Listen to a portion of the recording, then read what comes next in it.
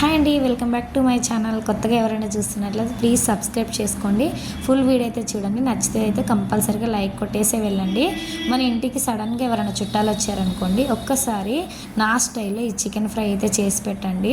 సూపర్గా ఉంటుందన్నమాట టేస్ట్ అయితే. ఇంకా మనకు ఎలాంటి బిర్యానీ కూడా అవసరం లేకుండా అవుతుందన్నమాట.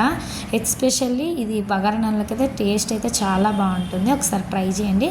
ఇంకా ప్రాసెస్లోకి వెళ్ళిపోదాం, వచ్చేసేయండి. ముందైతే గిన్నె పెట్టుకొని కర్రీకి సరిపడినంత ఆయిల్ వేసుకొని, ఆయిల్ హీట్ అయిన తర్వాత ఆనియన్, మిర్చి, పుదీనా వేసుకొని కొంచెం బ్రౌన్ కలర్ వచ్చేంత వరకు వేపేసుకొని, అల్లం వెల్లుల్లి, పసుపు కూడా వేసుకొని పచ్చివాసన పోయేంత వరకు ఉంచుకొని, మనం ముందుగా కడిగి పెట్టుకున్న చికెన్ వేసుకొని కర్రీకి సరిపడినంత సాల్ట్ కూడా ఇప్పుడే వేసేసుకొని మొత్తం కలిపేసుకొని ఒక 5 మినిట్స్ అయితే మూత పెట్టుకోవాలి హై ఫ్లేమ్ మీద.